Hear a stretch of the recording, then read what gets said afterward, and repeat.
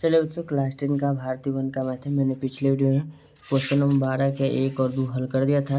Question number 13 कहता है कि 14 सेंटीमीटर किनारे वाले एक घनाकार काठ के टुकड़े को छीलकर वृत्तम लंबवृत्तीय शंकु बनाया गया है, जिसकी आधार एक फलक पर यानी कि फलक यानी सतह पर शंकु के आयतन और कुल पृष्ठ के क्षेत्रफल हमको ज्ञात करके बताना है। देखिए, सबसे पहले मेरा जो है घनाकार एक क्या है, लकड़ी है, इसको छीलना है। क्वेश्चन नंबर सबसे पहले आपका 13 है, तो लिखेंगे घन का किनारा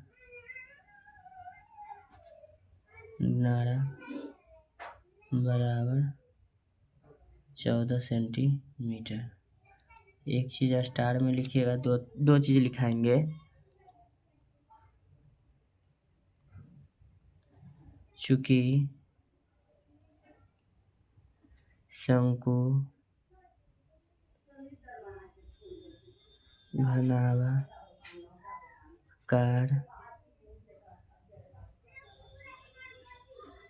टुकड़े से काटकर बनाया गया है, इसलिए शंकु का व्यास d बराबर घन का किनारा बराबर 14 सेंटीमीटर। ठीक है, तो अब लिखेंगे शंकु की त्रिज्या। अब देखिएगा,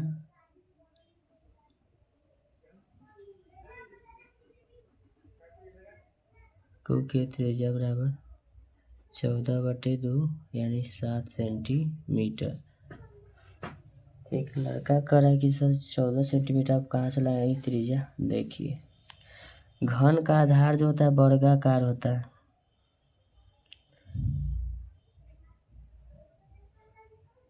देखिए, वर्ग के आकार। शंकु का जो मेरा आधार होता है वृत्त के आकार का होता है।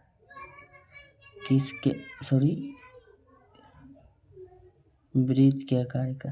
देखिए, किसका आकार का होगा, वृत्त के आकार का। पेज फट गया, जाने दीजिए, कोई बात नहीं।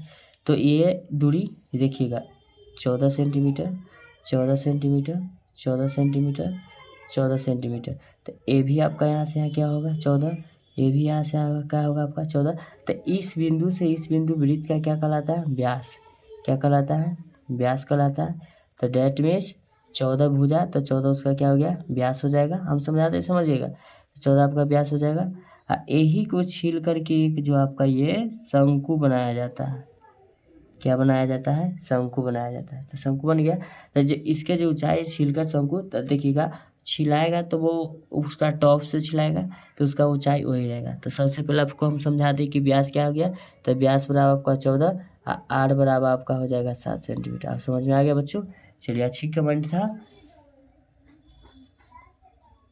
स्टार में लिख देते हैं। शंकु की ऊंचाई बराबर भी 14 सेंटीमीटर। ठीक है, तो शंकु के आयतन बराबर लिखेंगे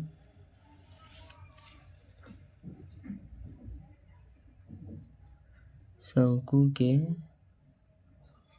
आयतन बराबर सूत्र होता है 1/3 पाई r² h। 1/3 पाई के मान 22/7। त्रिज्या आपका हो जाएगा 7 गुने 7। ऊंचाई तो 14, यानी ऊंचाई अपरिवर्तित रहेगा। छिलाएगा तो लकड़ी बीच से छिलाता है, ऊपर से नहीं छिलाता है। छील करके मेरा क्या बनाना है, उसको गोल बनाना है। ठीक है, शंकु के आकार के। 7 से 7 मेरा कट जाएगा। लिखेंगे 22 गुने 7 गुने 14/3 2156/3 भागा देंगे इसमें, तो आपका हो जाएगा 718.67 सेंटीमीटर क्यूब। तो ये आपका घन का आयतन हो गया। अब हमको कहता है घन के शंकु का आयतन। अब शंकु के कुल पृष्ठ का क्षेत्रफल निकालना है। लिखेंगे शंकु के कुल पृष्ठ का क्षेत्रफल बराबर